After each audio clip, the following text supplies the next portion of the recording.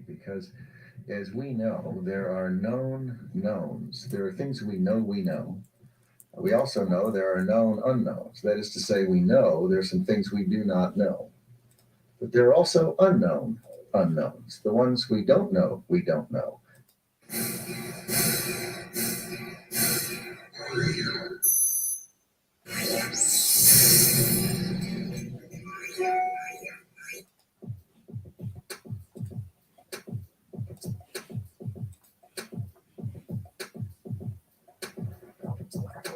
Yes, yes, yes. It's the Raphael Dawkins with the Combat Radio. And we are live. Okay. Let's get this thing crunk and underway. What we're looking at. Let's share the thumbnail. Let's bring that down.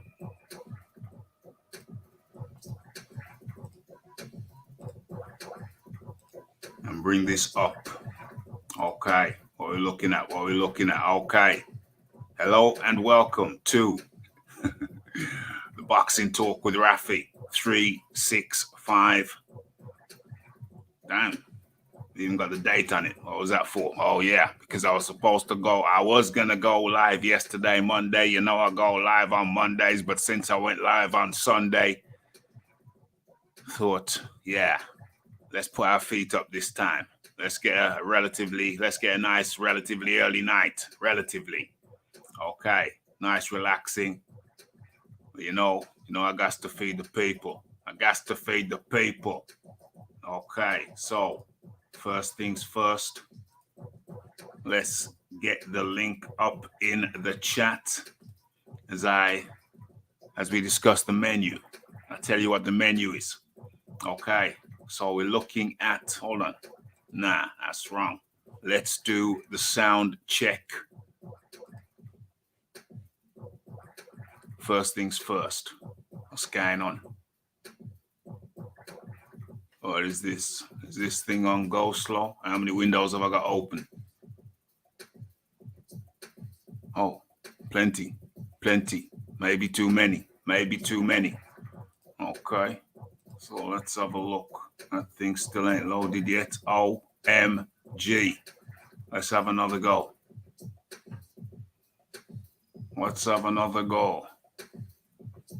Okay. Let me drop that then.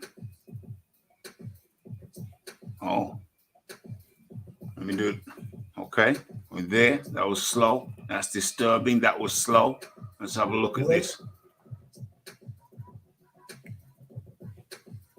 Let's pin that while we're here. Okay. 1, 2, 1, 2. Let's have a look. Let's kill the music and see what's going on. Let's do the sound check. Come on. 1, 2, 1, 2.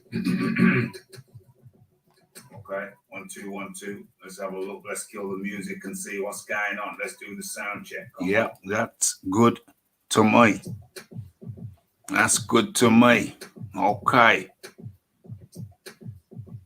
Okay, let's drop that down. Let's stop sharing that. Okay, so Boxing Talk with Raphie 365. And we're looking at a topic that's being discussed right about now. It's topical. It's a topical topic. And the question is Tyson Fury and current ATG? It's Tyson Fury and ATG.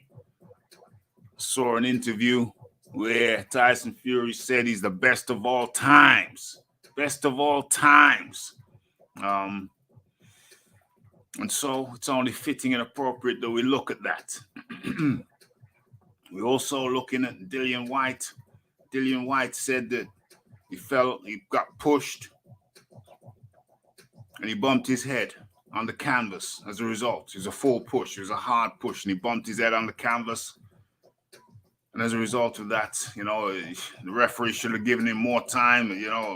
Maybe a rematch is in order. I don't know. I didn't hear him say about the rematch. I heard that, so maybe I shouldn't say that because I didn't hear him say it. Okay. So we're looking at that. We're also looking at, let me stop the music for a while.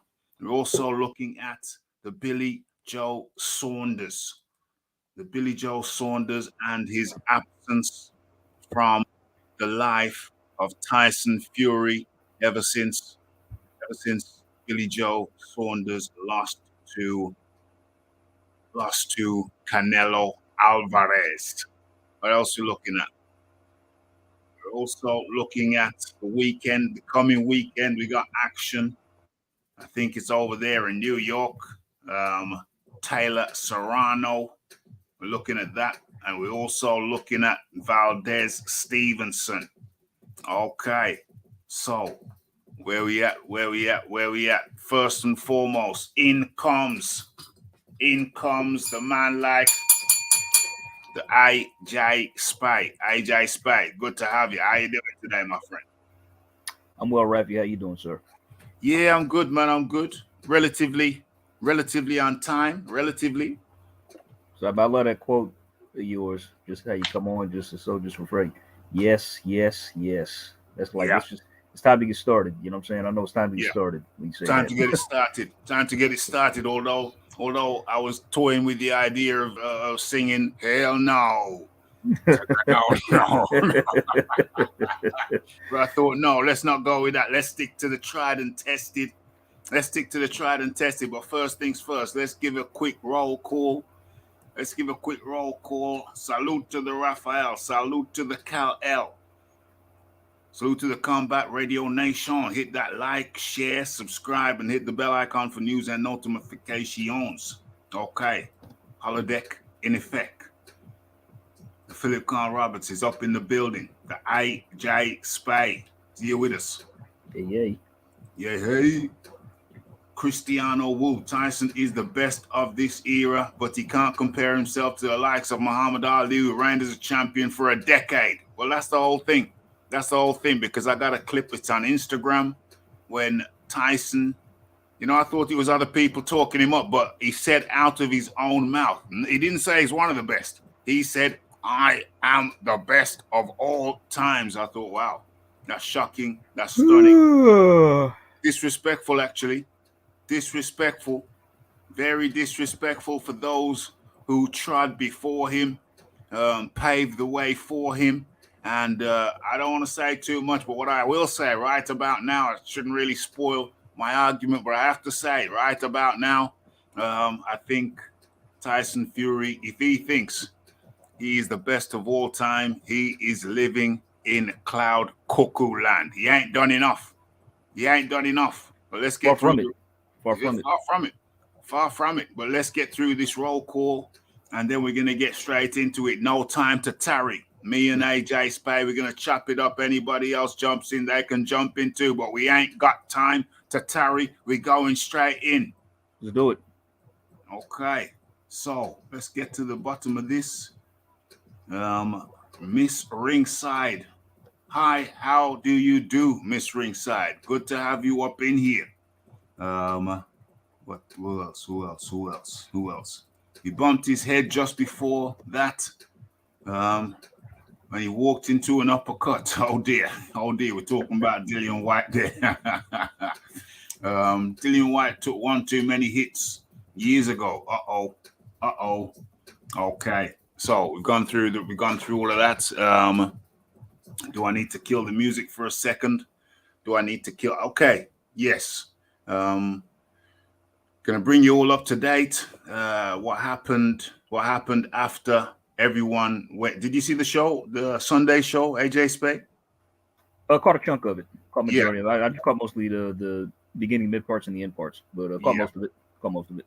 I got you. Yeah. Okay. So you know the topic. You know what the main topic was. Okay. I'm not going to give that cat no more airtime. Not going to mention his name no more. But after Sunday. But what I will say, it's only right that I fill the people in. I did leave the link to one of the lives around that time. I think it was the very last one. So I think that was the most pertinent one. So I left the link in the chat, in the comment section of the previous video. What was that one called anyway? Hold on a second. What was that one called? Let me have a look. Let me have a quick look. What was it called? Oh, my stalker reveals himself. Okay, so in the comment section, I left a link to the very last joint video that we did together over here, live show rather, that we did over here. I left a link to that, and I left the link to the other fella. Yeah, his last time over here. Well, actually, he didn't come on. Yeah, the link was there, but he opted not to come on. Now, up to date. After everybody went home, remember he was in the chat. We're talking about the fat fella. The fat fella was in the chat. Remember, as I was about to end the show, he popped in, and started left a couple of comments. Right. So, but he would not come in. So remember, I stayed live after I said we were closing. Then he popped in, and I stayed live for another 5 or 10 minutes. You'll remember that. And he opted not to come in. Okay. Well, the update on that was as soon as I pressed the end button to end the broadcast, guess who hit the link and popped in? Yes, the fat fella. So as soon as I hit the end broadcast button, the fat stalker popped in with nobody here. So it would just be me and him talking. I opted not to engage the fat fella since he opted only to come on after I'd ended the broadcast. Because what happens when you end the broadcast, it's like if I end the broadcast now, me and AJ Spay, we can just continue talking. Yeah, I'm talking to the people in the listening. So if I press the end button now, AJ and we could have a conversation as if the thing was live, but it's not being broadcast. Yeah. So when I pressed end broadcast, that's when he hit the button and popped in. Okay. Also, I opted not, so I just closed it down altogether. I opted not to engage because I would have needed to press another button to get him up, but I didn't do that. The broadcast had ended. Now, what he was trying to do was he was trying to advertise. He was trying to go live. He went live a second time. So the guy went live a second time, aiming to get me over there for 2 times in one day after opting not to come on to discuss whatever he wanted to discuss. Okay. So what happened? Oh, and then when nobody reacted to that, nobody reacted to his live, I guess nobody went over there.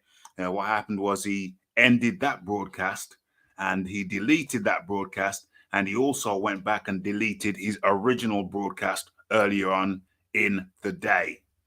So to say it was a bizarre sequence of events would be an absolute understatement, because if he hadn't done that live under a dubious naming the thing, dubious circumstances, I wouldn't have had to respond. So now he's taken away the video that I was responding to. But fortunately, in the video in question, what I just told you about, I actually played a clip of the live on my live. So we know it exists also. There are various people who went over there. So to say the circumstances were bizarre would be an absolute understatement. Okay, I had to fill you in and I had to clear up that matter. Okay, so now that's cleared up. Now the bizarre and the ridiculous and the outrageous is bizarre. Then, yeah, we can now press on and continue. You won't hear that guy's name coming out of my mouth, as you haven't heard it in the last 2 years. So hopefully, maybe some common sense will prevail. Maybe some common sense will prevail, and all will be well and right in the world. And okay, just coming in right now, it's a very good time because we're about to get into the discussion. Is the ERF boxing? ERF boxing. Eric, how you doing, mate? How you doing? I'm good. How are you doing, Raph? I'm good, mate. I'm good. We had a great show. Man? How you doing? Yeah, you all right? Mm. I'm good. What are we talking about, Raph? Okay, so we're gonna get into it without no form of delay.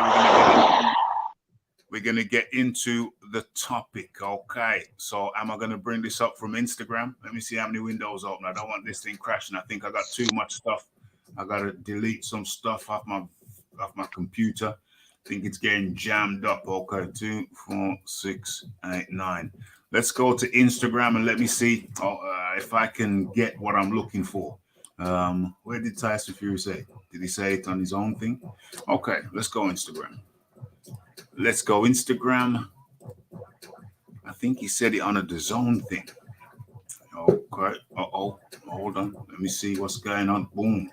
John D. Lee up in the building. How you doing, John? Yeah, I'm good, thanks, Raph. Awesome How's stuff. things? Yeah, man. I don't know if you heard it, but I just explained what happened. The weird sequence of events that happened after I pressed the end button, end broadcast button on the show on Friday, Sunday. Sunday? On Sunday, what happened is the fat fella, Yeah, I okay. won't mention his name, the fat fella, he was lurking around in the chat at the very end. As soon as I said we were going to finish, he pops in. And what it was, typical, absolutely typical. And what it was that he said something about, the link's there. And I said, the link's there, hit the link. And he didn't respond. He said, hi, everybody. Hi, lovely people. And then he said, the link's there. And I thought, what the hell is he talking about? The link's there. And then the penny dropped. He started another live and tried to drop a link in here. Links are blocked. He thought he dropped the link, but nobody could see it, including myself, because links are blocked in here. So he dropped a link to try to get the people from over here to go over there. And I thought, what the hell's wrong with this guy? What the hell's wrong with this guy? So he wanted. I think the expression, Raphie, is living rent free. Yeah, I think so. Living rent free somewhere. I think so. And not only that, but I started looking at some of his numbers, and then the penny started to drop. I think what it is he's created this drama, like some kind of rapper or something, and he's basically to me it looks like he's trying to stir up drama,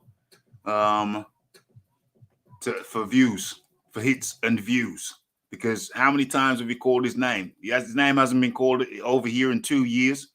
And then he does the thing. And then all of a sudden his name's probably been called 100 times. So I think this was a premeditated attempt for him on his part to get hits and views. I think that's what it's all about, hits and views. So he comes over, doesn't come in, doesn't jump in. He thinks he drops the link to his show, but links are blocked over here. And you see, the link's there. Nobody can see the link, including me, because links are blocked. So then what happens? I close the show. Everybody goes home. And then he pops up. He hits the link. After the end of the broadcast, he pops up. So he pops up when there's nobody here, just me and him. So there's no witnesses. You think I'm going to talk to him like that so he can go back and say, "Oh, Raphie said this"? Hell no. I saw the fat face, and I said, "No, thank you." Click the exit out, X the whole thing out, dropped it down. And apparently he had a link. I've been reliably informed he had a live show. He started a live show to piggyback off my live show, and didn't work. Nobody went over there. So he deleted that. And not only did he delete that, he deleted his previous live that he'd done earlier on in the day. So ultimately his dastardly plan came to naught. The dastardly plan came to naught, but I don't know. There's a little caveat here, or a little possibility here. I'm thinking to myself, because I looked at his channel, and the numbers are, fairly mediocre. Whatever, I'm not judging him. It's a relatively new channel, so fairly mediocre numbers. And I suspect it was a ploy on his part It was a dastardly ploy for hits and views. Because we haven't mentioned his name. Yeah, but my point is, Raphie, if you couldn't drop the link, it failed. Yeah. Oh yeah, I get you. Yeah, his dastardly plan failed. Dastardly plan failed. And that's why I thought I block links over here. You know what I'm saying? You don't want ne'er-do-wells, miscreants coming over, dropping links to nefarious sites. No, too much. Unless you've got a very reliable moderator, it's not worth it. Yeah. It's not worth it. Even if you have reliable moderators, why put it on them? Just block them. I wouldn't want to do the job. No, you know? no. I wouldn't want to have to moderate the chat like that. No. So just block them. Block them. So the dastardly plan failed. Not mentioned. Haven't mentioned the guy in 2 years. Stirred up some shizzle. Then I had to mention him on Sunday, but then now we're back to normal. Not mention him anymore. Not mentioning him anymore. He got the free airtime. He got his name mentioned 100 times. I hope he's satisfied. I'm not sure I'd want that kind of airtime, though, I'll be honest. Yeah, sometimes I don't want yeah. to get cussed out like that, Raphie. Man got rinsed out like he taken some overdose of laxatives. Fully cleaned out. Fully cleaned out. Man's probably shred 3-4 stone. 3-4 stone. What's that in pounds? A lot. That's minor for him, though. Let's minor. That's minor. Minor for him. Okay, folks, we've had our fun. We had our laugh. We saw a man get eviscerated live on a live show. Eviscerated. But now we put him to one side. He's out the picture. He was out the picture, and now he's out the picture again.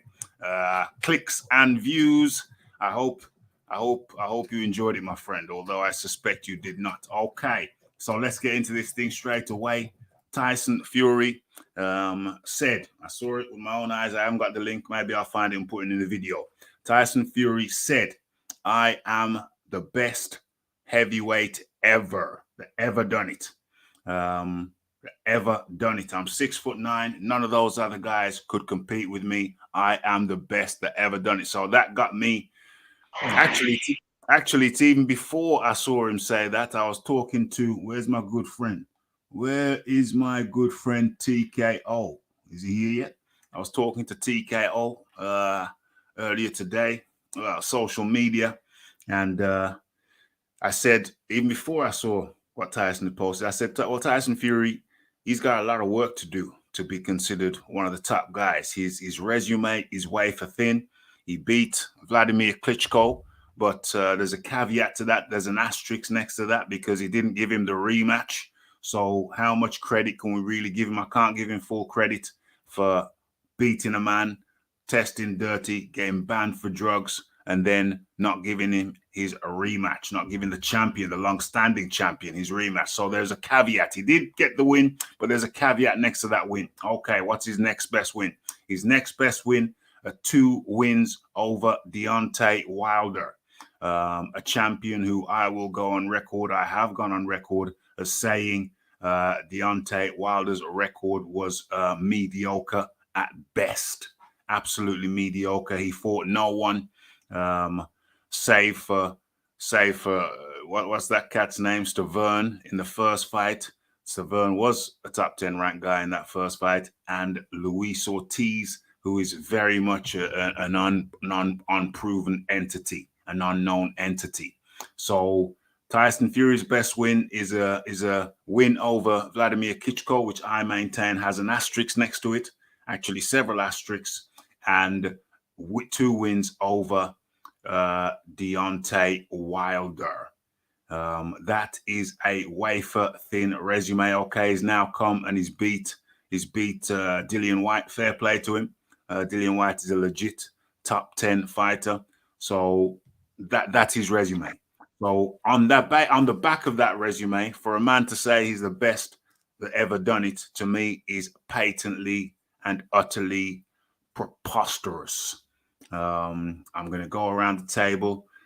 Next is AJ Spay. Can I just go quick because my phone's going to go dead? Right. I've got 5%. Yeah. Who said that? You? ERF? Yeah. Hey, go ahead. Yeah, Go ahead. ERF, yeah. I think it's crazy that he's come out and said this after fighting Dillian Whyte, who none of his team rated. He didn't rate. Yeah. They thought so much of him to give him 20%, want to give him 20% of the pot. He's already been knocked out by AJ and knocked out by Povetkin. So you beat him, and all of a sudden you're the best heavyweight ever. Tyson Fury and his fans need to go somewhere, because I've never known a fan base want a fighter to retire so much after a win against Dillian Whyte like that. I just generally don't understand why they want him to. They really want him to retire without fighting Usyk or AJ. I find it strange that you would retire with that. Without bearing in mind the whole reason he came back from retirement was simply because he was jealous of AJ and the publicity AJ was getting, because he didn't get it when he beat Vlad. That's the whole reason he came back. And to come back and not even attempt to fight this guy, you've literally got to wait one fight. You've done your bit. You've got to wait for AJ to fight Usyk, and you can fight him. Yeah.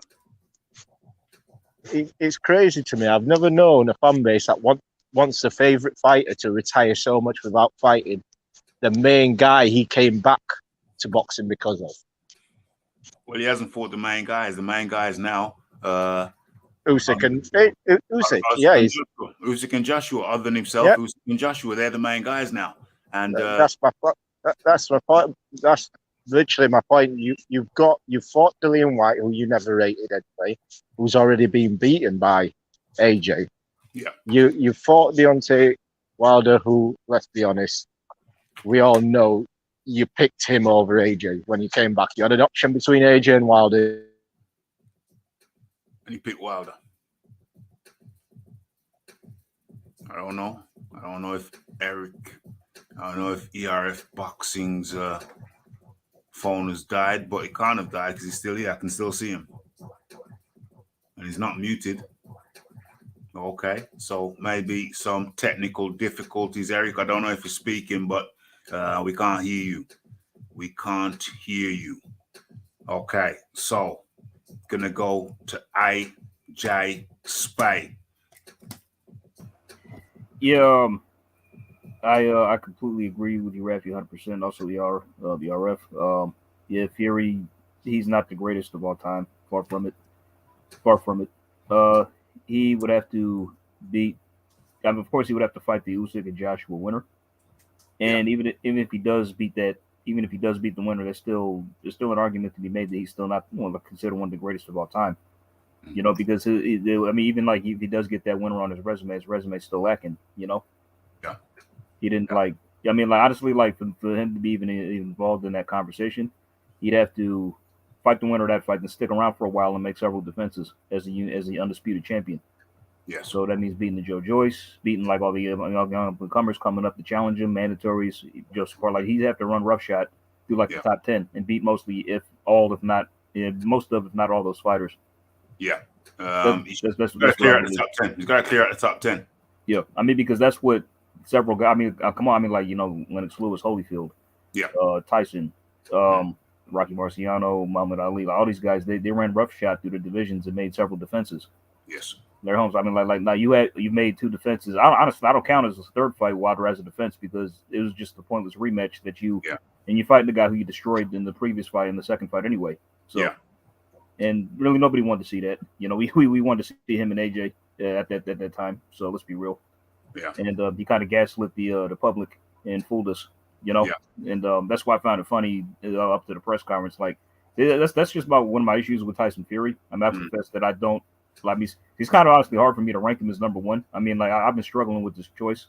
Yeah. I mean, it's like, of course, there's no criteria to it, but you know, I didn't have his number one, and I kind of do. But you know, I mean, because I'd have to set a stern list of criteria aside and just like.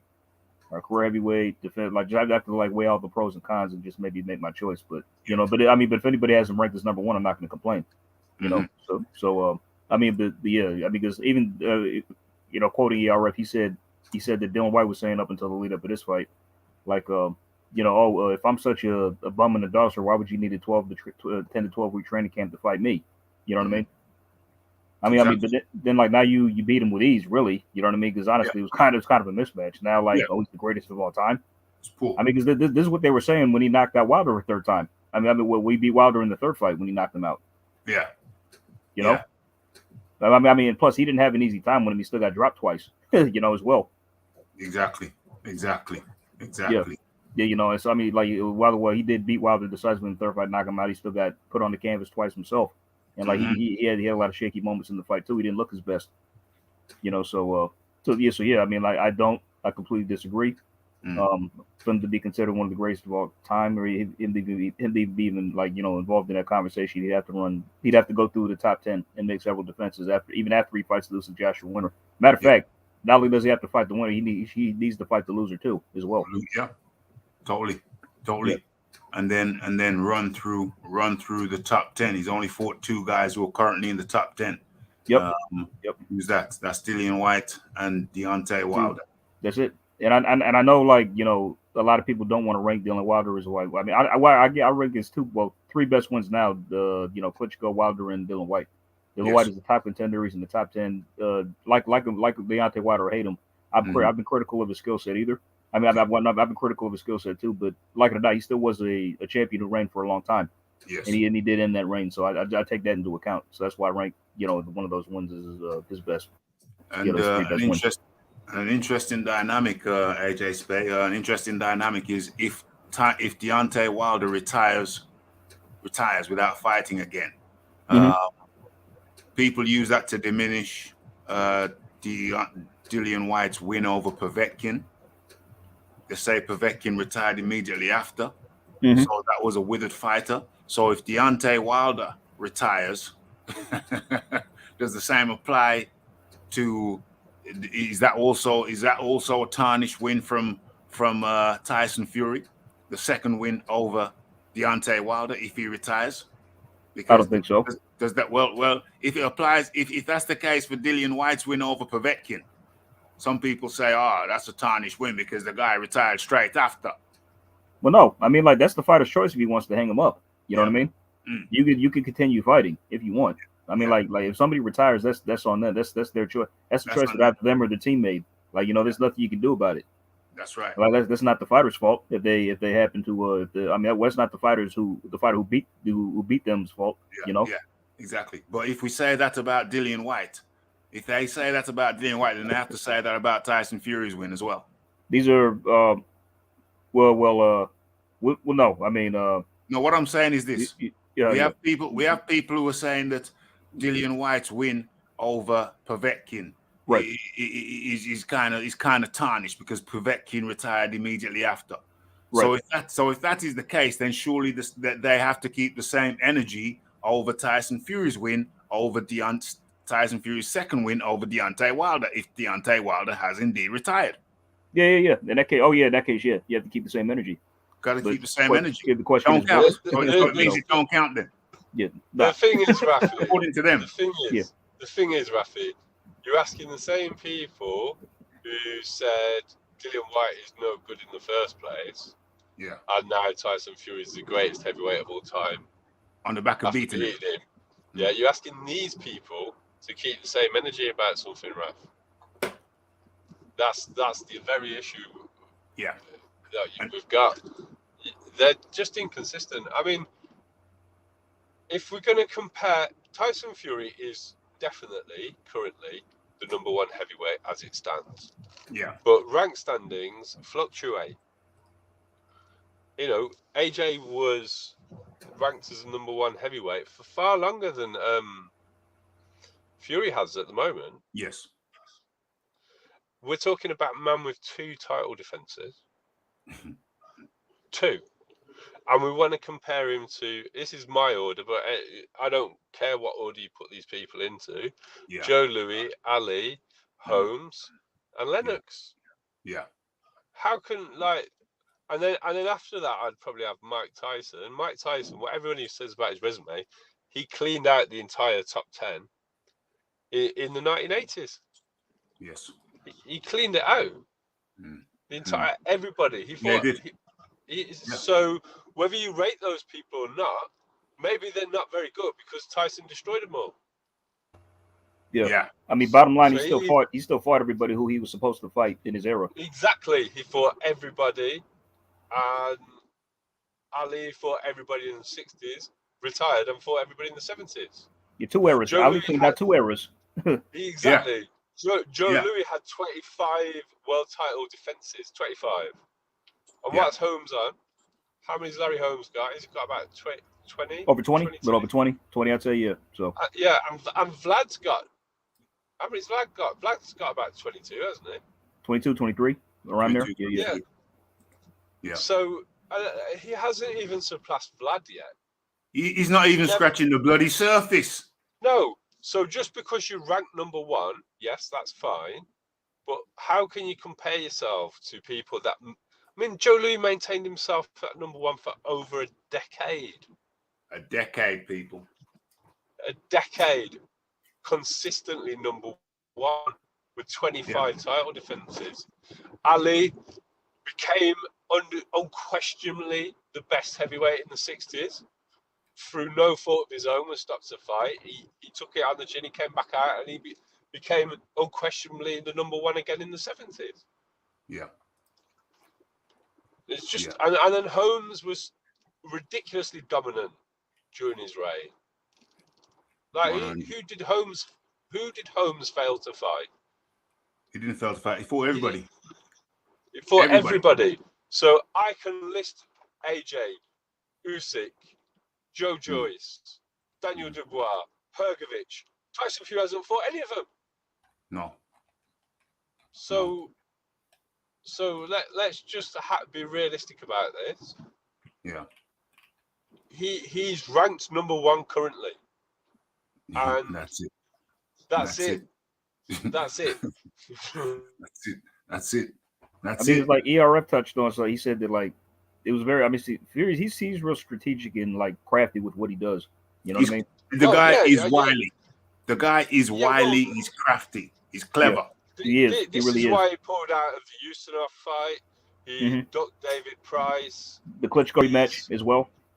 Yeah, well, I don't know. I'm suspicious that he knew he was going to be banned, so he couldn't fight.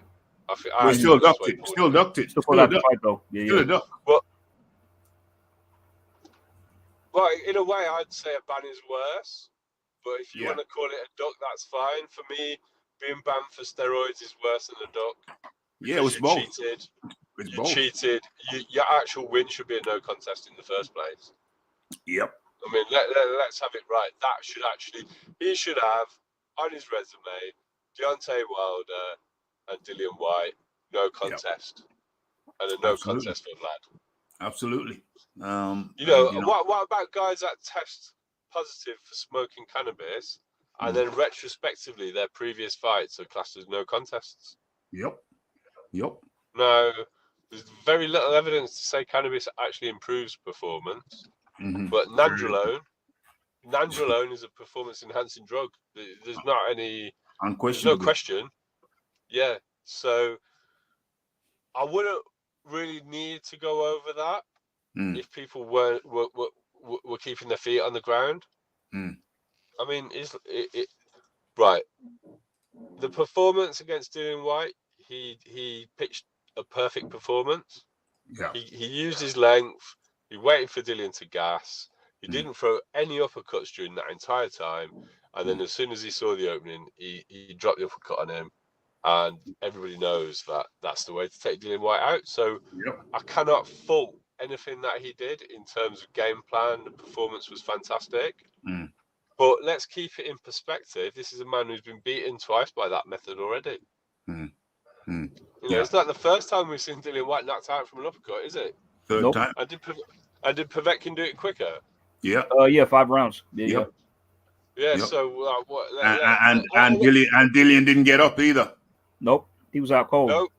He was cold. Dillian didn't get up, and then we can go further with it as well, because the second Wilder win, the performance was worse than the first Wilder win. Took him longer. So the first Wilder win, he didn't touch canvas and he got him out in 7. Second Wilder win, he went down twice and it took him to the 11th? The 11th round, yeah. Yeah, the 11th. So so he actually got worse. Mm-hmm. So he actually got worse in that performance. So. And I actually think, I mean, John, like I think that like his performance, I don't think he was really up for that fight. He didn't prepare for that fight like he did for the second fight. Well, yeah, but you're making excuses for him, man, because if he's a professional. No, I'm not. I'm not. I'm not making excuses. I'm just saying. I think that's probably why. I mean, that's probably why his performance was like that. Yeah. Well, yeah. Or what about Wilder was just better? How about that? Maybe in that fight, yeah. Wilder improved. Well, you can say that. Maybe Wilder just improved. So. Yeah, it's hard to like. I'm not going to commit to anything. The facts are the facts. It was a worse performance.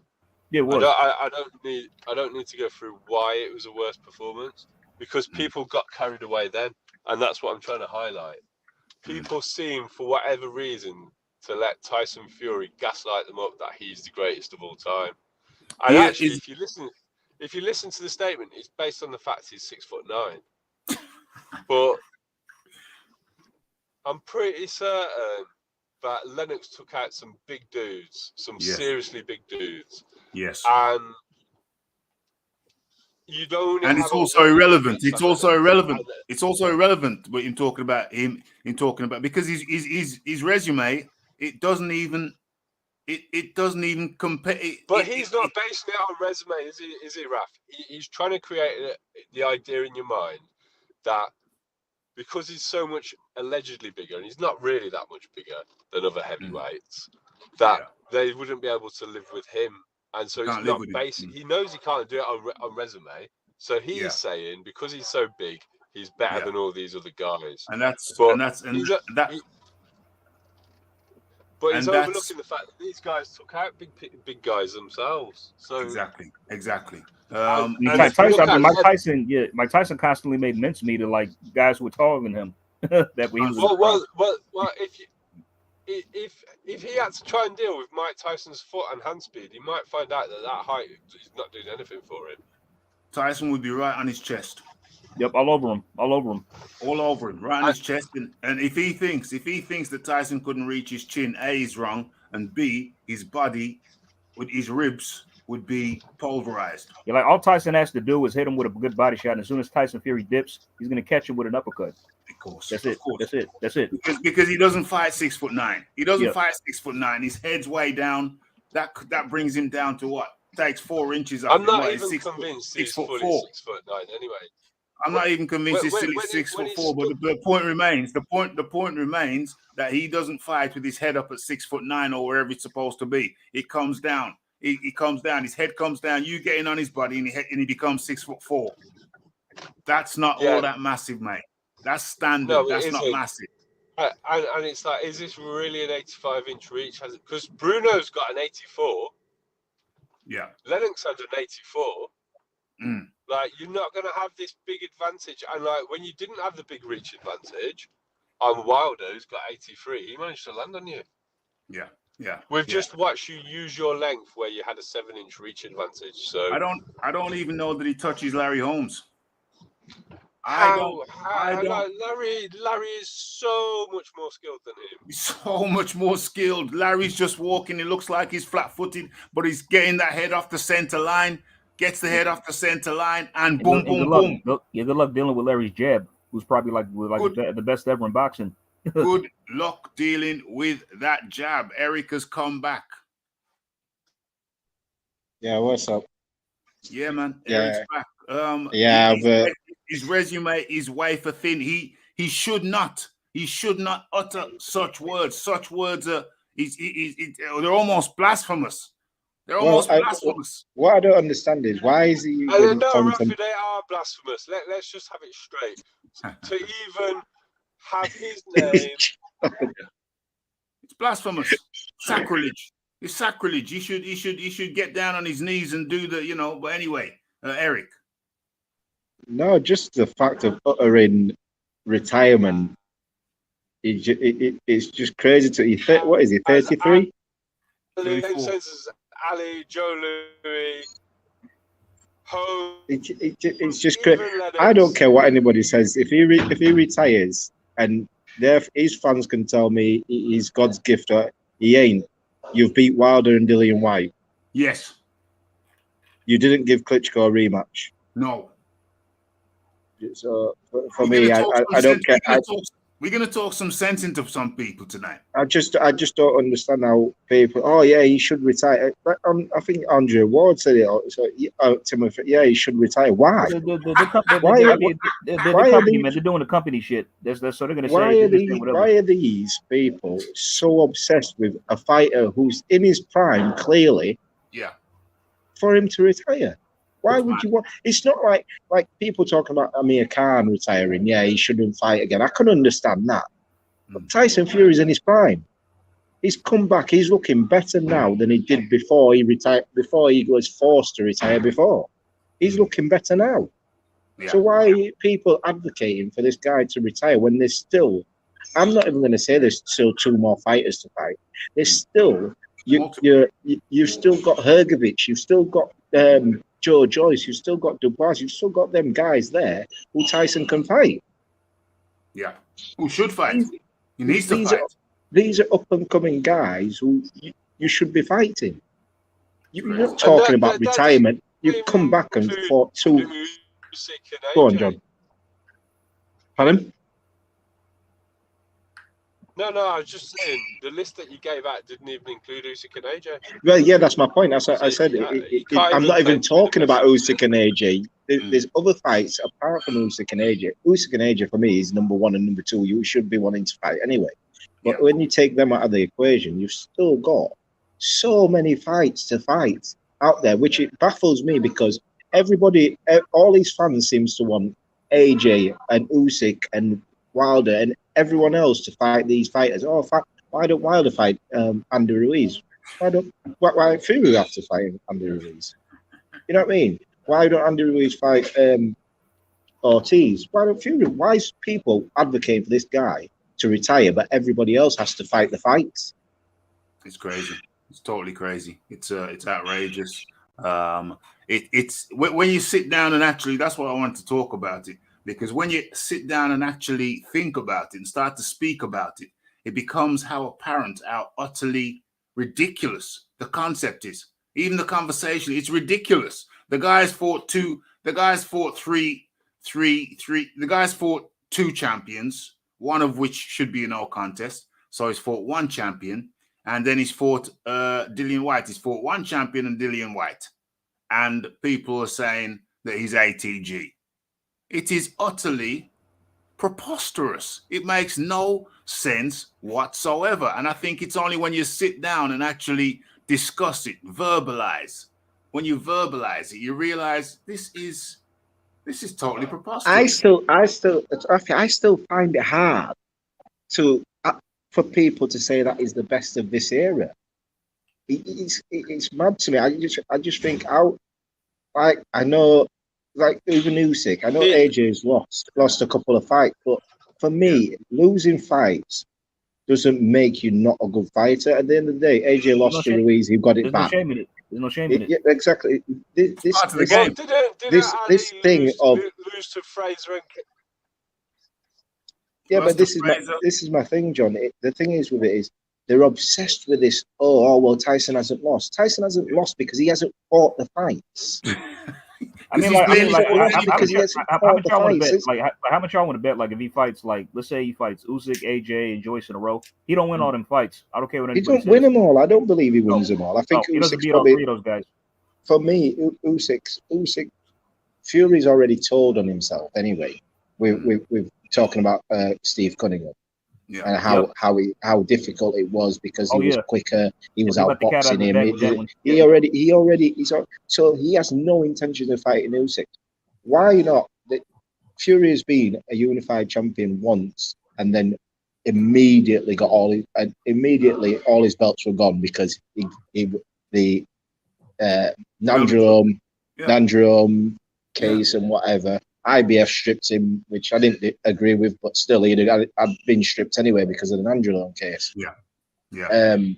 So he's been a unified champion for all of 5 minutes. He's got the WBC belt. And what I found crazy was when they put him and Wilder for the Ring Magazine belt, because at what point was Fury ever number 2 in when he came back? When was he number 2? It's actually based on a draw. It's based on a draw.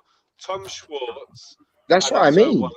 That's my point. Why is the Ring Magazine belt? So there's more. Like, there would have been more sense to put the Ring Magazine belt on the line for Spence versus Ugas than there was for Fury versus Wilder. There would literally there's more sense in having it on the line for Ugas versus Spence, because you're fighting for one belt. Yeah, you've come back out for retirement and you fought nobodies. You've got a draw with Wilder. Wilder's fought nobodies. And in your second fight, you fight for a Ring Magazine belt. It's crazy. It's absolutely mental. It makes no logical sense whatsoever. No one with a logical mind, no one with any sense could possibly suggest that Tyson Fury is one of the ATGs. You can't even say that. He ain't even one of the ATGs yet, much less the ATG. The other thing is, why is it all other fighters, when you look at the resume for the last 5 fights, everybody's last 5 fights gets looked at? Why doesn't Fury's? Yeah, why is Canelo fought Yildirim as a mandatory, and people are still mentioning it. I mean, People are still. Do they not know how boxing works? I mean, like they're talking about him like he just dug him up out of like some random name in a hat or something. Yeah, you know what I mean? He fought Yildirim as a mandatory. Bearing in mind, it wasn't even his mandatory originally. No, it was Benavidez's, and he still gets criticised for fighting Yildirim as a mandatory. But Fury can voluntarily fight Otto Wallin and Tom Schwartz. Voluntarily. Well, let's try this. Is there really an argument to even say he's the greatest of this era yet? No, there isn't. That's my point. There isn't an argument for it. Exactly. That is my point. I don't understand how people say it, because he has the worst. No, Wilder has the worst resume, but out of the top 3 guys, his resume is awful. I put Usyk's resume simply because of the cruiserweight as well. Because he's undisputed as cruiserweight, he's come up to heavyweight. Fair enough. His resume is, but even for me, even Usyk's heavyweight win is better than fucking Wilder, than Fury's heavyweight win. It really is. Well, if you look at it, you could say that Chisora is one of Fury's best wins. Yeah. So Usyk's got Chisora and AJ. Yeah, that's what I mean. So the thing that he's got ahead of him is the Vlad win. But I just could create a complete argument for that being a no contest. Well, you can say the Vlad win, but when he had the Vlad win, what was Usyk doing when he had the Vlad win? Usyk was vying to be undisputed at cruiserweight. Usyk's undisputed at cruiserweight. For me, being undisputed at cruiserweight. The fact that he got the Nandrolone. Yeah. But means for me, it should be a no contest. Even if you give him the Vlad, Usyk being undisputed cruiserweight beats that surpasses the Vlad win. For me, he was undisputed at cruiserweight, and he defended his undisputed title at cruiserweight. He defended it. But he didn't just become undisputed. The Vlad win, no, Eric. It's got to be better than the Wilder or the Whyte wins. You're knocking a few off there, aren't you? Well, yeah, but what I'm saying is, like, his Wilder win is Usyk's AJ win. His Dillian Whyte wins. Fury's Dillian Whyte win is Usyk's Chisora win. You know, I'm just comparing it like win for win. Oh yeah, and then you see what I mean, and then even being undisputed at cruiserweight and defending his undisputed title at cruiserweight, it beats a Vlad win with an asterisk next to it anyway. because Yeah. you got dirty. You're saying that. I mean, you're saying that like Fury didn't stick around to defend his unified titles. Is that like what you mean? No, he didn't. He didn't have a choice. He couldn't. Though. That's the thing. Because if he stayed around to figure, he wouldn't have a unified title because he'd have been stripped. It'd have been a no contest. He retired for the simple reason why he was going to lose that case. He was always going to lose that case, and he retired. He did lose it because when he came back, he admitted but guilt. this is my point. But he retired. He retired. He retired for the sake of it didn't go down as no contest. I'll go this far. I fully believe that he tested positive for cocaine on purpose to take the story away 100% did. 100%. Nandrolone. So that I believe that. Talking about that. People stop talking about Nandrolone. Even to this day, I hear people say Fury tested positive for cocaine. They don't even know about the Nandrolone. That's right. He tested positive for cocaine because he used it to mask. Yeah. A lot of casuals don't know about that. But they know about coke. So it's easy for a casual to go, yeah, but he was only taking coke. That don't do nothing. Yeah, but what you don't know is he did that for a reason. Yeah. You know what I mean? He did that for a reason. 100%. 100%. It's mad how David Benavidez got stripped of his title for testing positive for coke, but Tyson Fury didn't get stripped of his title for positive for coke. But he did get stripped. Benavidez got stripped straight away. Yeah, he got stripped straight away. Yeah. Tyson Fury once again. I'm going to close this section off now. Tyson Fury once again. Did everybody mute yourselves, please? Thank you. Tyson Fury once again pulled a very crafty move.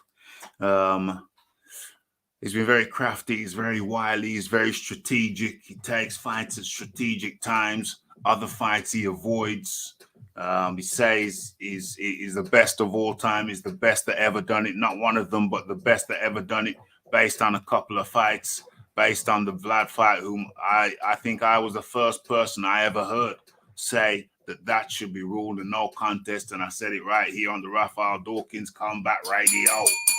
So he reckons he's an all-time great because he beat Vlad, which has an asterisk next to it, at least one asterisk, because he beat Deontay Wilder with a wafer thin resume, much like Tyson himself, and because he beat Dillian Whyte, who they said was no good. That's it. Vladimir Klitschko,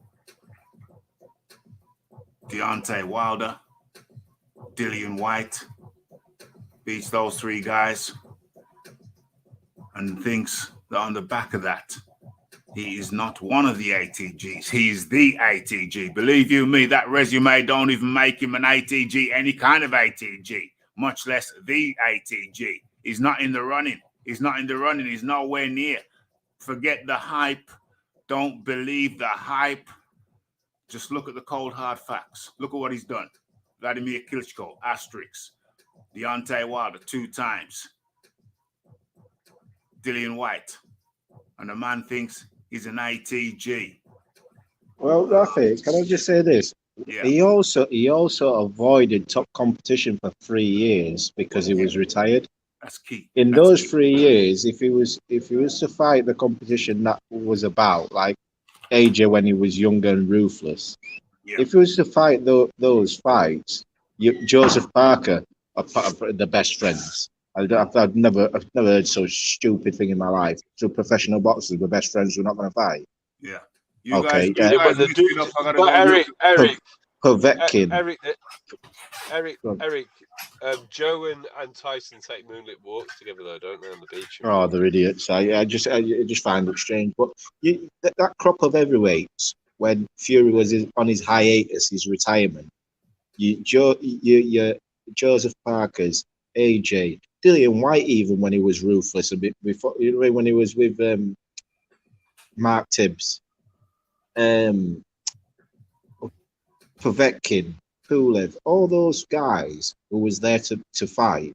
Fury missed out on all of those guys. Convenient. Well, no, that's not true. The last name there, he actually ducked for the EBU. Fury Yeah, but ducked Poulet. that's my point. That's my point. He didn't want to fight Poulet for EBU. Vlad. Yeah, I know. Before he even fought Vlad, he ducked him. He's Yeah. ducked David Price. He pulled out the fight with Ustinov. Like, the list is endless. Like, I know, before but he fought Vlad, the reason that nobody thought he had a chance was because of how bad his resume actually was, how bad some of the performances were, and who he'd avoided.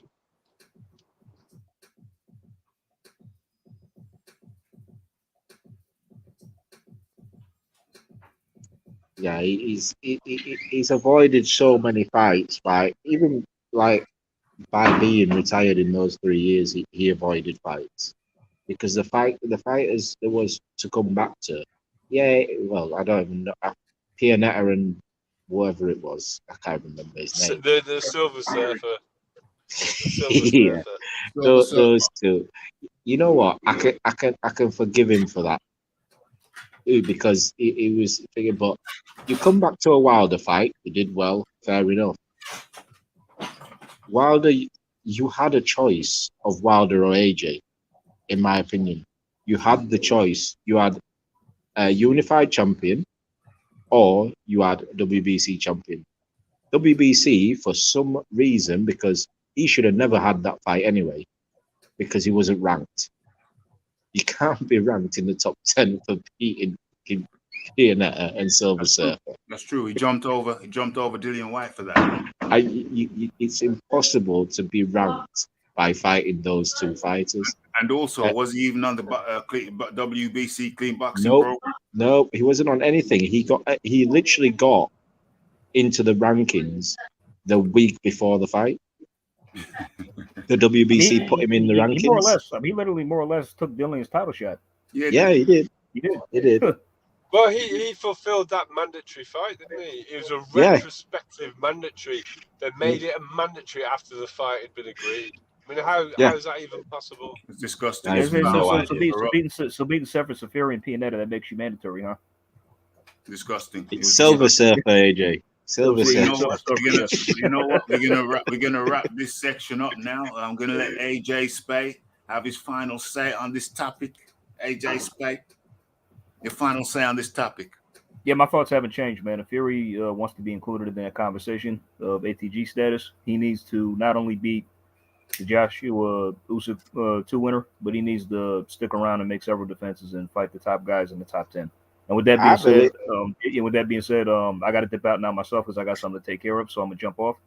Raphie, appreciate you, John, ERF. Been a pleasure talking to you guys. Same to you, AJ. 100%, much appreciation. That was the AJ Spay. Just to piggyback off AJ 1 second, he needs to beat both AJ and Usyk. I don't care what anybody says. Those two guys are top guys in that division, and you need to be beating them.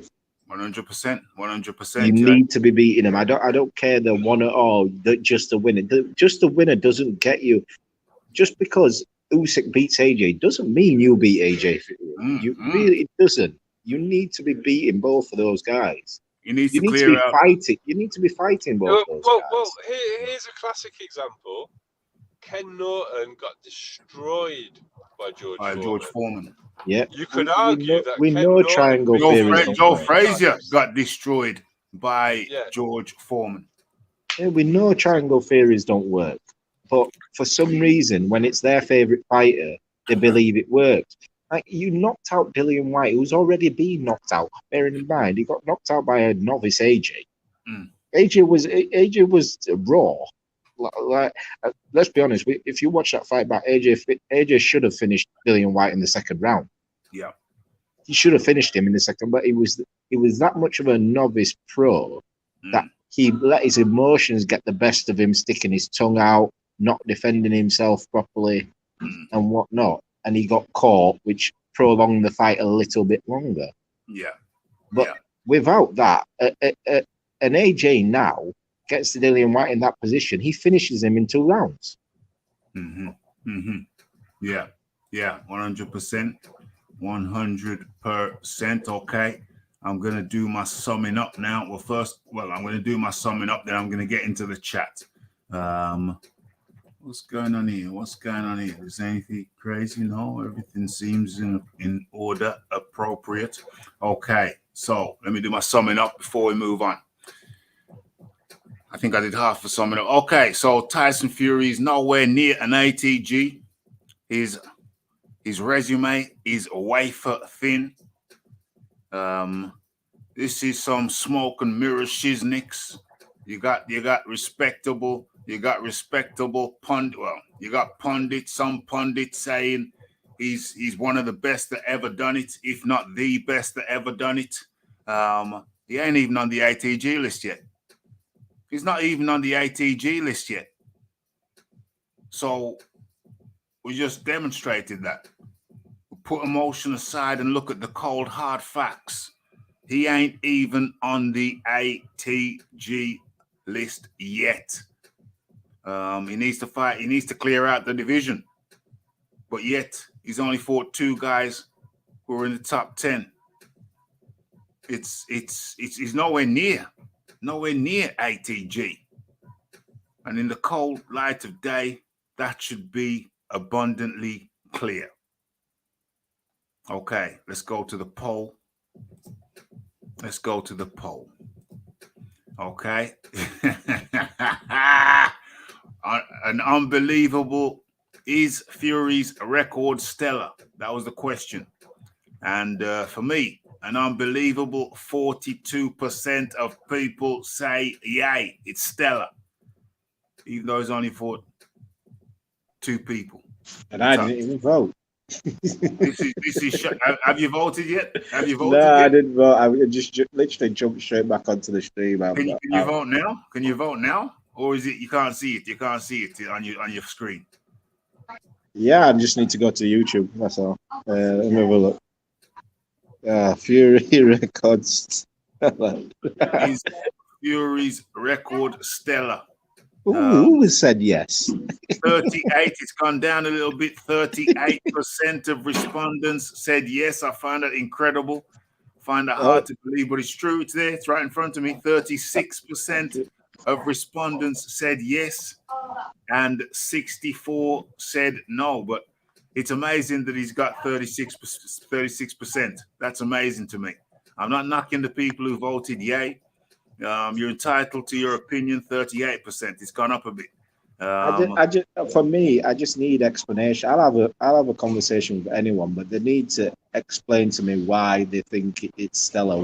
What about it needs to be? It is to be stellar, because if you've got an argument and you can, and I can say, all right, fair enough, then I'll happily have that conversation. I just can't see how you're having that conversation without context. You need to put context. And some of the people who voted yay, can some of you just write in briefly why you think that Fury's record is stellar?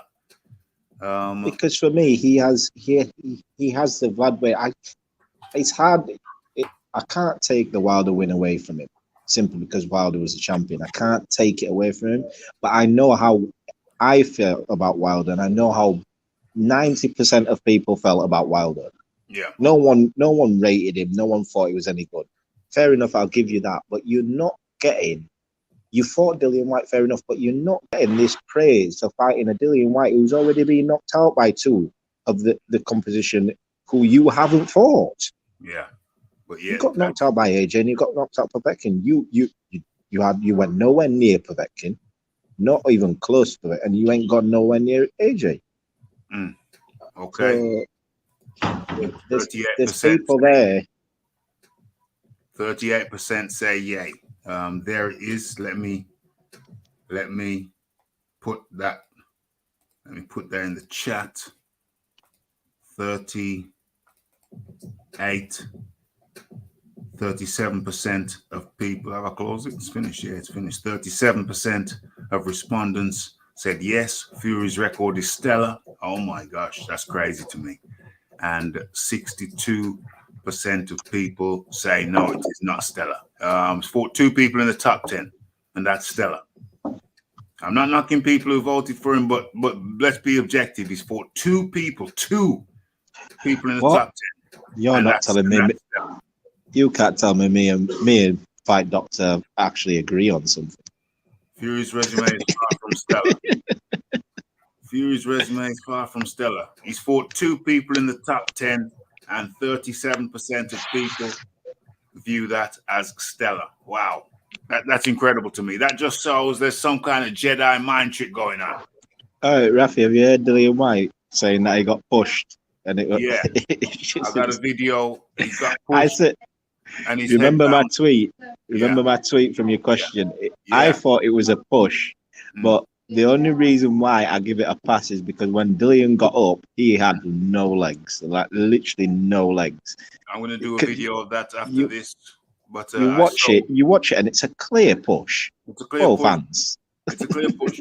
And he says he should have got a bit more time for the referee for the push, but I don't know. You know what? Because he bounced. Hold on. He said he needed more. He said he needed more time because not just because of the push, but because he bounced his head. But I'm going to do a video afterwards because I've got an angle which shows that his head did not bounce. Now I'm not saying he lied.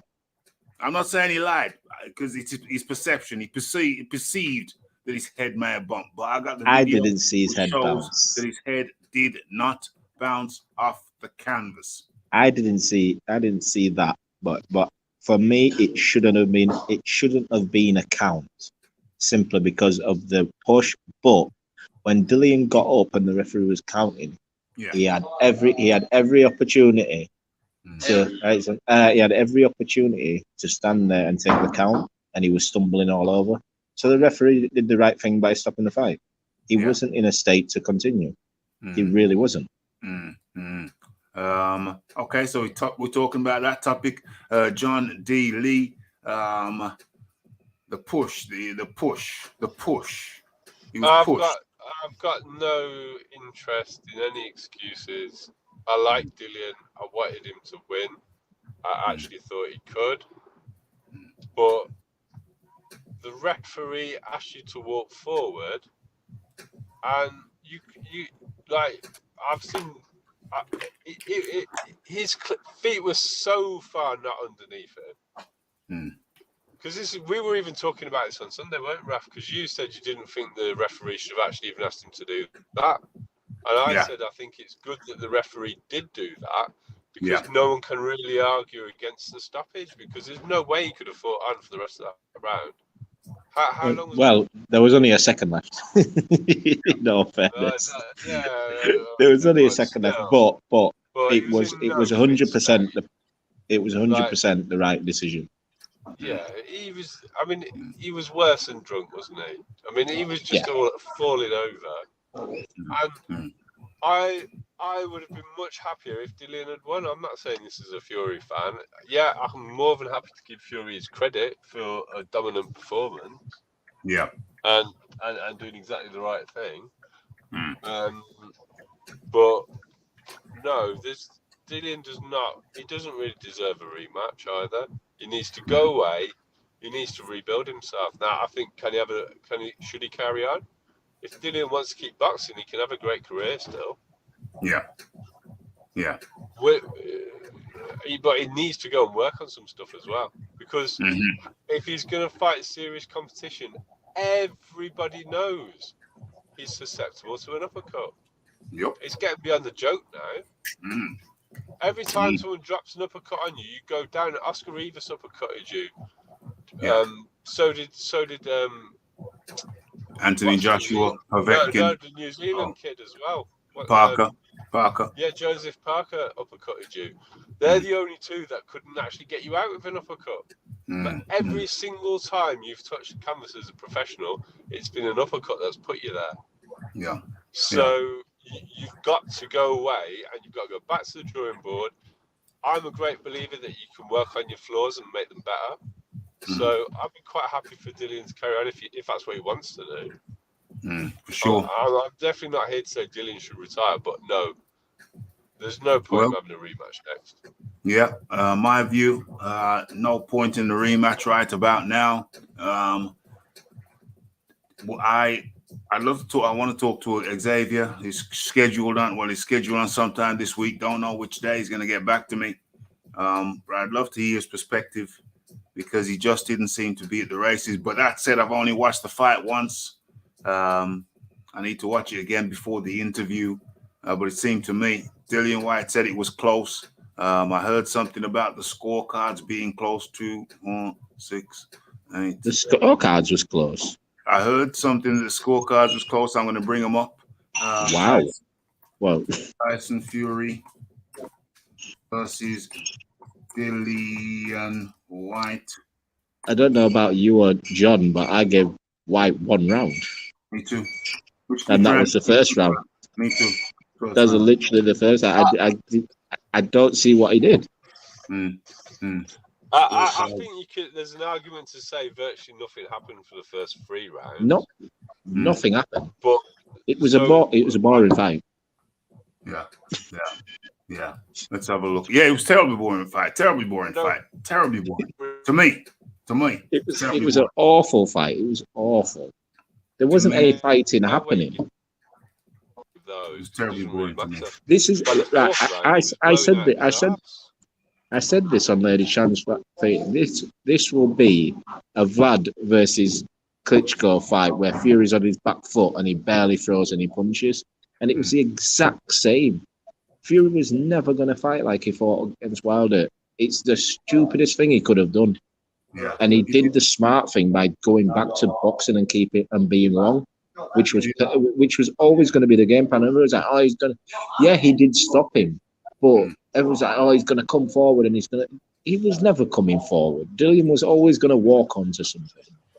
Okay, so here is the scorecards. Let's have a look at this. Who gave Dillian the second and third? What the? So Cavalli, Pelayo, and Tapper. Okay, so let's start off with Cavalry. Exactly how I had it. Yeah, 10. First round to Dillian, and then all the rest to Tyson Fury. Exactly how I had it. Me too. Pelayo gave the first round to Fury, second and third to Dillian Whyte. Don't know what he was watching. That's interesting. Okay. And then Tapper, I think that's an American fella. He gave every round to Fury. And I can't argue that. Can't argue that. So two. Well, is that close? It's not really that close. One scorecard is close, but the others aren't close. He must have had the ring post in his way, the second judge. I saw some headlines saying that the scorecards were close. Well, how ridiculous is this? Not close. That's not close at all. One scorecard is close. One scorecard. There you go, folks. Don't trust the headlines. Boom. Get that out of here. That was. Hey, that's an exercise in not trusting the headlines. Okay. So my view, in summary, to the push, it's quite simple. And I'm going to put it in a video. I've got an actual video footage. I've got teasers like that. I've got actual video footage, which shows, in my opinion, Dillian Whyte's head not bouncing off the canvas. But don't take my word for it. When I drop the video, which will be half an hour after the show finishes, you can watch it tomorrow, whatever, whenever. But we're gonna have conclusive video footage of whether Dillian Whyte's head bounced or not. Okay, so we've done that one. We've boxed that one off. How long we got? I ain't got long left. It's 18 minutes, 1 hour 18 minutes. So we're coming to the close. So let me look at what else we need to cover. Oh yeah, okay. Valdez versus Stevenson. For me. I see Valdez is a tough guy. He's a tough kid. Takes a licking and keeps on ticking. But I think Stevenson has won me over. I thought he was a bit of a feather fister, but he seems to be sitting down on his shots more. We certainly saw that in his last fight against Herring. And he seems to be maturing and coming into his own. This is going to be a tough fight because Valdez is a tough kid. Valdez is a tough kid, but I think that Stevenson, with the greater skill set, is going to. My prediction is going to stop Valdez in the 10th round. Ooh. And with that, in comes the man like the Iron Kong. Iron Kong, how you doing? My cool and Raphie, how you doing, man? What's up, John and ERF? The great. Yeah. It was good, Kong. Yeah, man, it's all good in the hood over here. It was a nice sunny day. Again, we've had lots of sunny days in April. They said there's going to be April showers, but the weather's been really good for me. Well, that's good, man. I mean, you know, I normally I don't hear the weather is good in places like England and Holland and stuff. It's nice. It's nice. Yeah. It's nice. Weather's been nice. But Kong, come on in. Stevenson versus Valdez. Yeah, gonna be one side. I got Shakur Stevenson schooling Oscar Valdez, stopping him late, or boxing to a wide decision.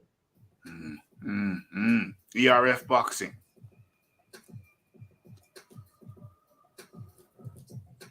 Did you see the undercard, by the way? No.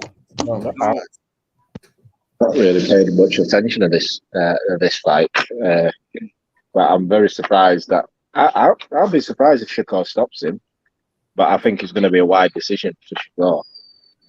I think his boxing abilities off the chain, to be quite honest with you. I think he's probably the best young fighter, ability-wise, there is. I don't think there's anyone close to him. I like him. He's grown on me. I was unsure at first. I say I like him. I've only recently started liking him. I don't like guys who can't finish. I like the skill set, but I like guys who can sit down on their punches as well. That's the perfect hybrid for me.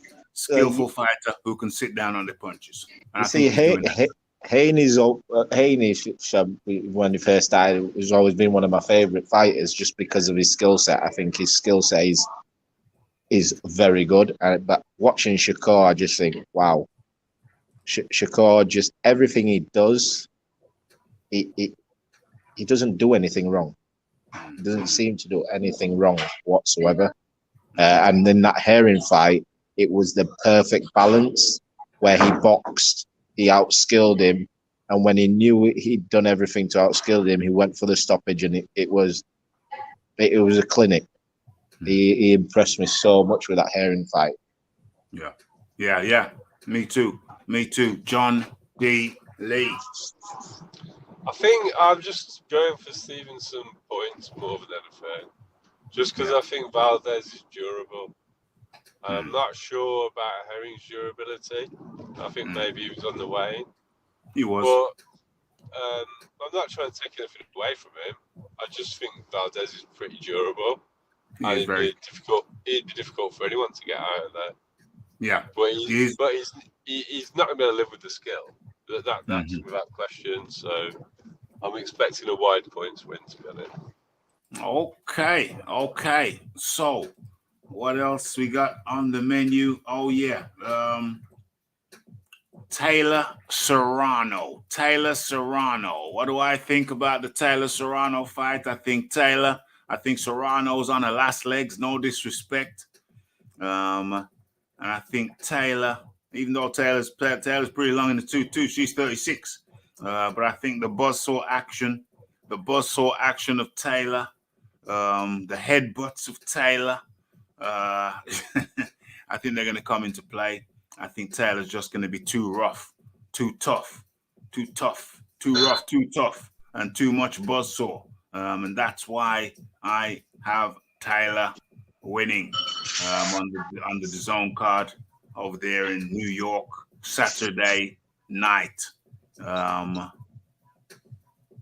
Mine's short and sweet because I've got to go.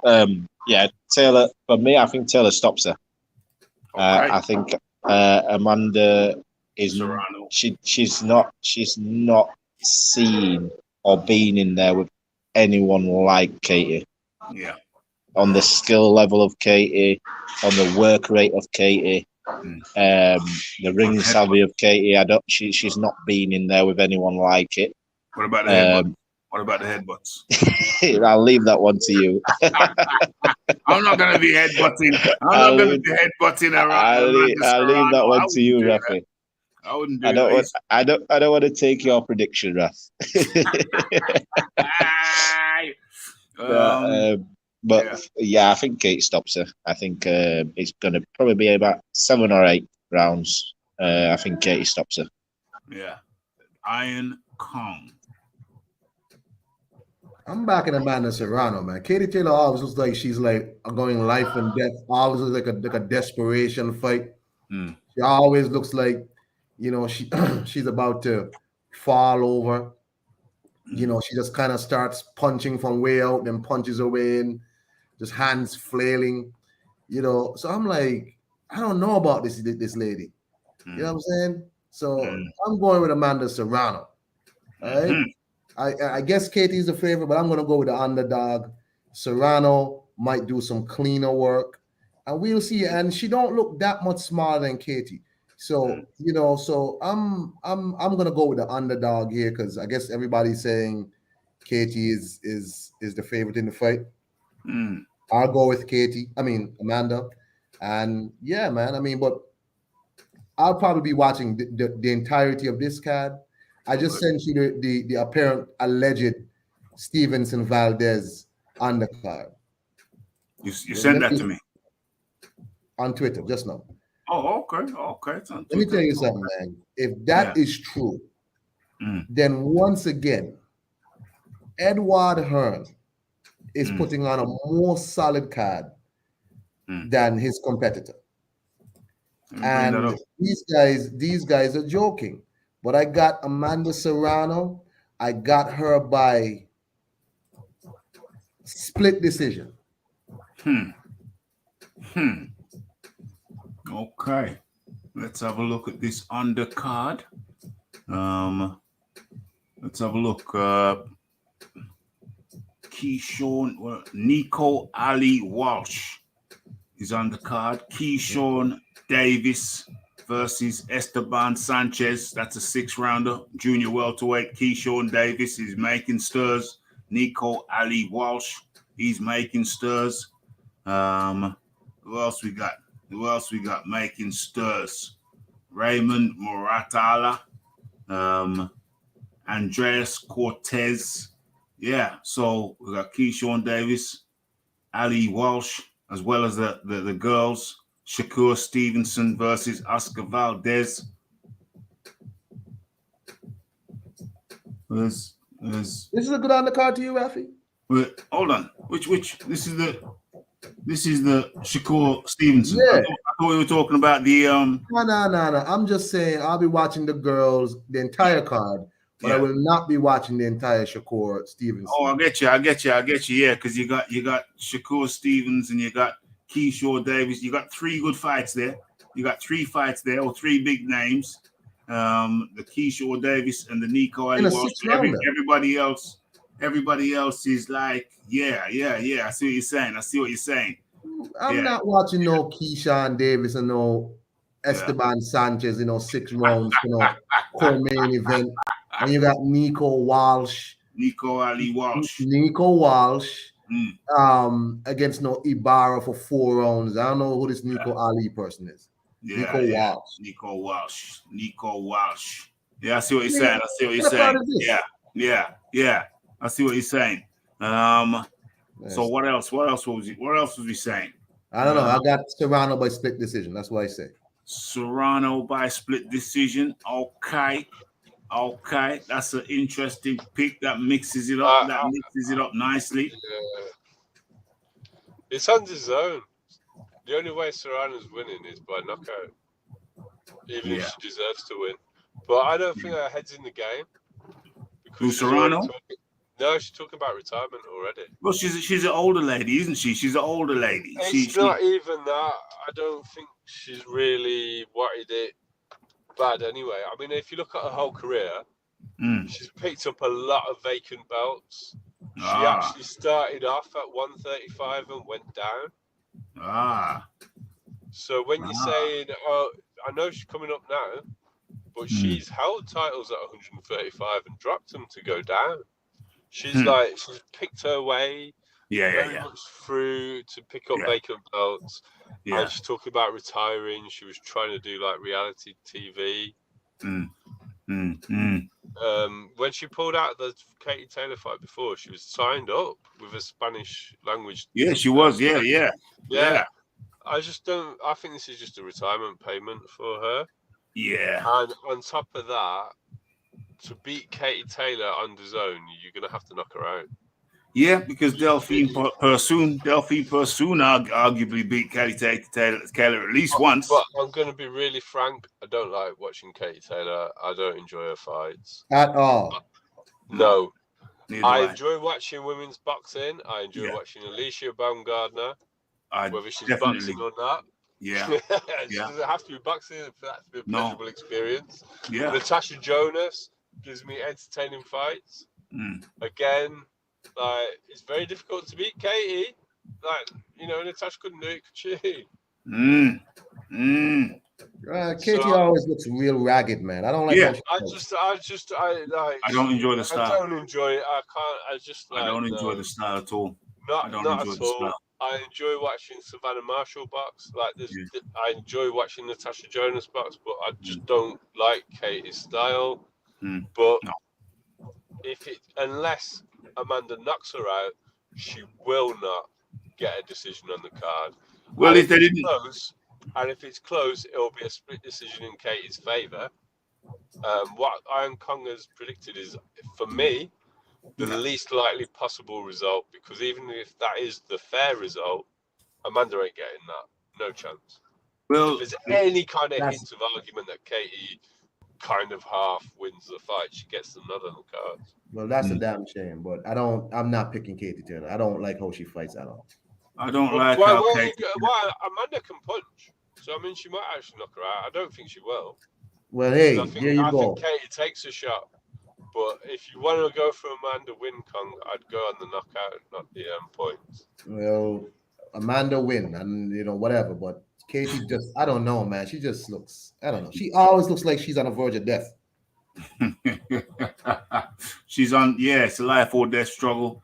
Katie Taylor style. Listen, you all know, regular listeners, they know that I'm not a fan of the Katie Taylor style. The story's great. It's a marvelous story. It's a beautiful story. But this life or death, this flailing, I'm just not feeling it. I'm getting a bit sick of it as well. I'm not feeling it. I'm not feeling the flailing. I'm not feeling the flailing. And it's just not an attractive style to me. I have a bit of an issue with fighters who, dive their head in, which she frequently seems to do. So, I'm happy for the girl. She's been successful. She's made a lot of money, and I'm happy for her. But am I a fan of the style? Absolutely not. Absolutely not. But what Amanda needs to be doing, Raph, is taking a leaf out of Tyson's book and training the uppercut. Amanda Serrano, uppercut. Yeah, that's the punch that she needs, because she can hit hard, she can crack. Yeah. And she ain't going to get a points decision. So if she's serious about winning, she wants to train for the uppercut, maybe an uppercut left hook combination, something like that. Maybe. I can see that. Maybe, just hook, right hook, move to the right, left uppercut. Hey, Raphael hit the road, bro. John, peace to you, man. Hey, that was the Iron Kong come to join us. Much appreciation to the Iron Kong 26. He's got his own channel. So don't be afraid to pop over and say hi. Okay. So Amanda Serrano, Amanda Serrano. I'm going with Katie Taylor. I hope Amanda Serrano can make a good fight of it. But she's kind of, for boxing, she's an old lady. She's an old lady, but I hope she does well.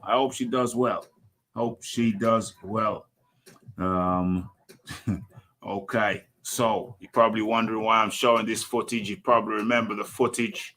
It was the last time we saw Billy Joe Saunders and Tyson Fury together.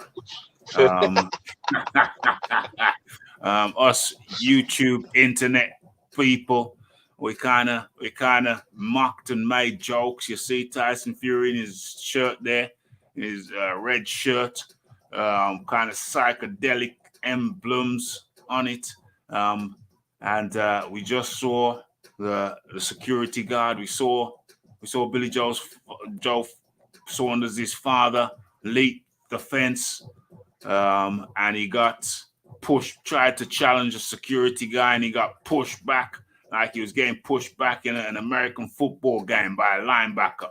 Got pushed back, landed up on his back on a chair, pushed back by the security, and Tyson Fury stayed on this side of the fence where you see the little wee fella there in the white shirt gets over, and maybe another cat gets over also. But I'm not sure I'd call a gentleman that rotund wee. I was going to say he's rather thick in the waist. Yeah, but this is the last time Tyson Fury did not intervene. He stayed on the safe side of the fence, and us internet people, YouTube content creators, we laughed and we made fun of the situation, and we jokingly said that Tyson Fury should have jumped over to save his mate's dad. We jokingly said it, but it seems like we know people get up in the feelings sometimes. We know that for sure. But it seems like what started off as a joke on the internet turned real serious. Is it life imitating art or art imitating life? Because from that day hence, we have not seen Tyson Fury and Billy Joe Saunders together.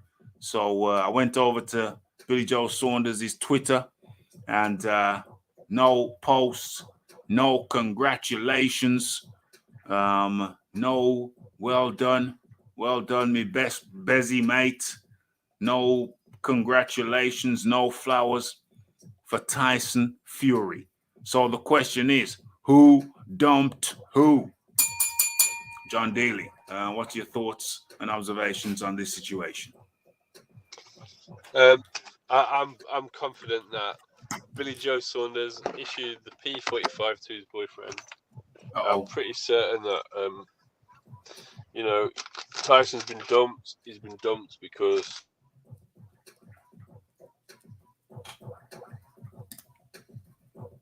John Daly, we've lost John Daly's sound there. We've lost John Daly's sound there. Is it gone? Oh yeah, I hear you now. It's all right. I'm moving around a bit. Yeah, I think it's Billy Joe Saunders that ended the relationship.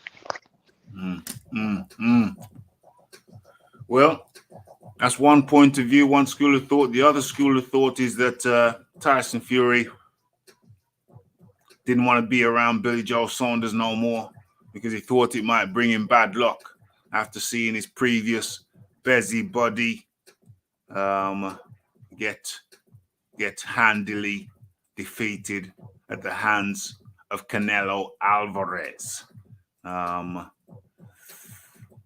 kind of harsh. Either way, whichever one dumped the other one. It seems rather sad that what started off as a joke on the internet appears to have turned into real life. But I've got to ask the people. Who dumped who?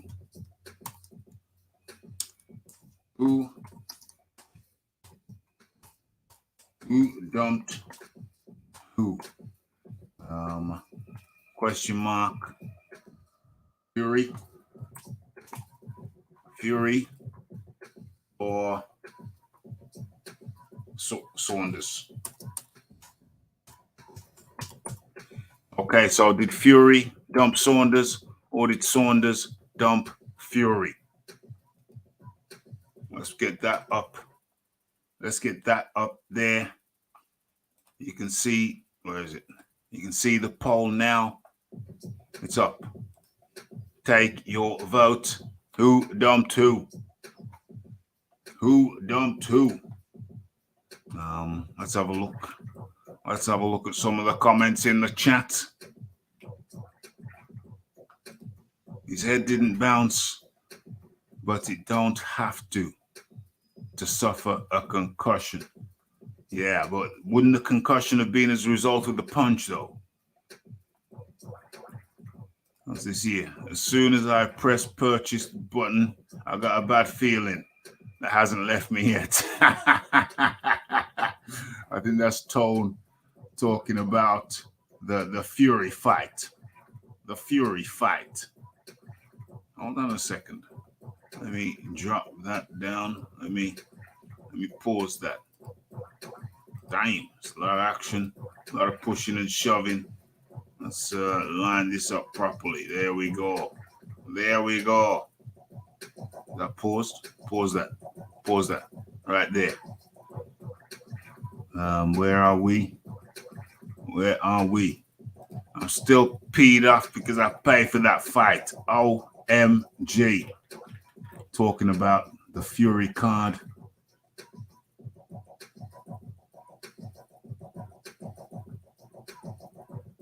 What's this here? Cristiano Wu. If you compare this to AJ, who went life and death with Vladimir and never fought top opponents in his weight class, Fury and Wilder, Fury has the best record. No. Joshua has fought more top 10 opponents than Fury and Wilder put together. You know what I mean? Let's not get it twisted. Come on now. Let's clear our heads. Let's clear our heads. Let's not get it twisted. Look, Cristiano, whatever his name is, I can't say it very well. Cristiano Wu. Yeah, I think he's still a bit butthurt that AJ's never taken him up on some of the offers that he's tried to send him. And he just feels a bit scorned, Raph. Yeah. Who feels scorned? Cristiano Wu, Doc. Why? That's the only, because how hath no Fury like a woman scorned, or in this case, a gentleman? Who scorned him? It must have been AJ, the hate that he carries for that man. Oh, Beyond all logic. I don't anything to find a way to hate on AJ. I get you now. Yeah, Cristiano Wu. What is it with AJ that really chaps your ass? It's a good question. What is it about AJ that really chaps your ass? AJ's fought more top 10 guys than Fury and Wilder put together. Fury and Wilder conspired not to fight him. And hey, from a marketing point of view, it worked out really well for them. You know what I'm saying? He blurs the lines between right and wrong, because right would have been fight the top guy. Wrong would have been conspire to just have a little merry-go-round with each other. But hey, it turned out to be financially very lucrative. So lucrative that Deontay Wilder don't have to fight no more. So they made some big money together by Xing out Joshua. So I really don't understand your resentment, your resentment towards Joshua. He's been fighting the top 10 guys, more top 10 guys than these two cats put together. So I really don't understand the ill feeling. Surely you should have been happy for the entertainment. What's this here? Who dumped who? Fury dumped Saunders, only 20%. Saunders dumped Fury, 80%. Wow, okay. I was thinking that maybe Fury dumped Saunders because he saw him lose and he saw, I don't want to be around that loser. Change to take this phone to car phone, where else, and have them change my number. You know what I mean? That's what I would have thought Fury was saying, but no. Yeah, but it's gypsy culture, Raph. If you're not prepared to go when it's go time, yeah, and you just stand in the safety, and you're a big talker about fighting on the cobbles as well. Yeah, and he's got that length. He's 6'9". Well, it's not just that. I mean, do you not remember he tried to offer AJ on the cobbles after this incident, and AJ shut him down for not getting in, for not going. AJ totally shut him down. Yeah, he did actually. Yeah, the Twitter. I forgot about that aspect of it. I did forget about that aspect of it. Anybody else want to get your vote in? Get your vote in. Get your vote in now while you can. I'm going to shut down. I'm going to take down this thing here because I want to have a look. Well, actually, I don't have to take it down. There's something else I could do. It's just something I want to check. I want to check backstage. What's this here? Let's have a quick look. See what's going on. Okay, that's good. That's respectable. That's decent. Okay, I think we fed you. We may have overfed you. Let's have a look here. Let's close down. Let's close down the poll and bring this thing home. Done everything that I set out to do tonight. Okay, so let's close the poll now. Okay, so who dumped who? 33% of respondents. Oh, it went up. 33% of respondents said that Fury dumped Saunders. Oh, it's exactly 1/3. But 2/3 of respondents said that Saunders dumped Fury. OMG. Okay, so where is it? Boom. It's there in the chat. Who dumped who? Saunders. 66% believe Saunders dumped Fury, and 33% believe that Fury dumped Saunders. OMG. Okay, we've done it.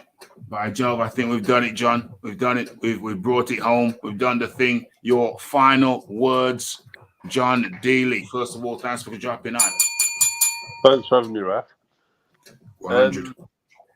So my final words are: Tyson Fury is unquestionably the current number one. He's unquestionably not an all-time great based on his current resume. Dillianwhyte does not deserve a rematch, and Billy Joe Saunders gave Tyson the heave-ho. Have a good night, Raph. Okay, who dumped who? Who dumped who, Saga? We see the breakdown there. You see what the people think. Okay, so this talk about me now shutting this thing down. The talk about Tyson Fury being the ATG is utterly ridiculous. It's poppycock. It's pure foolishness. The talk about Tyson being an ATG, no. For him to be even in the discussion of ATG, he's got to clear out the heavyweight division. He kind of ducked out the division when he failed, when he went missing for 2 years. He said he retired with the drug suspension hanging over him. Came back, had to go to British Boxing Board of Control. Gave him a 2-year retroactive ban. Retrospective, not retroactive, retrospective ban. So he missed out on a bunch of fights then with some cats who were younger then, the likes of the Povetkin, the Anthony Joshua, the younger Dillianwhyte. Yeah, so he missed out on that. He also missed out on giving Vladimir Klitschko his rematch. So there's another asterisk to that Fury Klitschko or Klitschko Fury fight. Then he comes back. And he prevaricates, messes around, and instead of fighting the who's who of the top 10, he goes and fights the Deontay Wilder, also with a wafer-thin resume. And as it stands now, Tyson Fury has only fought 2 guys who are currently in the top 10. And only one other guy of the highest caliber.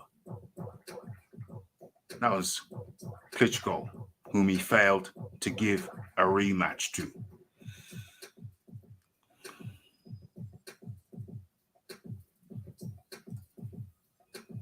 So, yeah, we just chopped. Well, you can scroll back. We're going to finish in. We're landing this plane. We're bringing it down. We're bringing down the plane. So hit that like button, hit that subscribe button, hit that share button. Go ahead and smash it. Smash the like button now, if you'd be so kind. And of course, you can share these videos all over. Just press the share. There's a share button. Hit it and send it. Get some more people up in here. Yeah, so Tyson Fury, ATG, utterly out of the question. Wafer thin resume. Dillianwhyte, I'll drop a video. If not tonight, yeah. I'll drop a video sometimes within the next 12 hours anyway.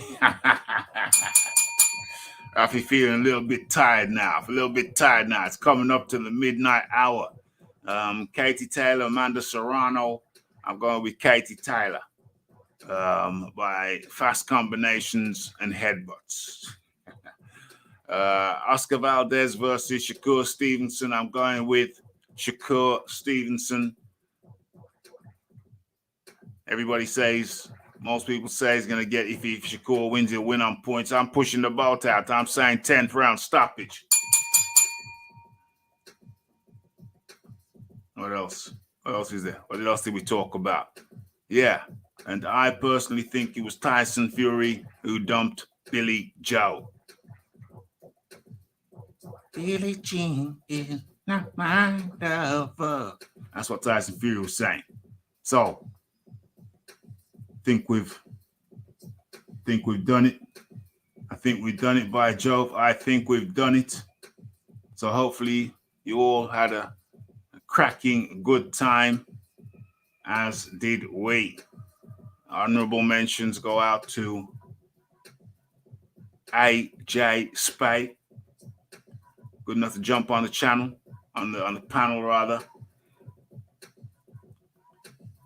ERF Boxing. John Dealey. Have I missed anybody? No, I think that's it. AJ Spade, ERF Boxing, John D. Lee. Much thanks goes out to them coming over and entertaining the troops. So, what are you going to do? Yeah, I'll drop a video later on or tomorrow.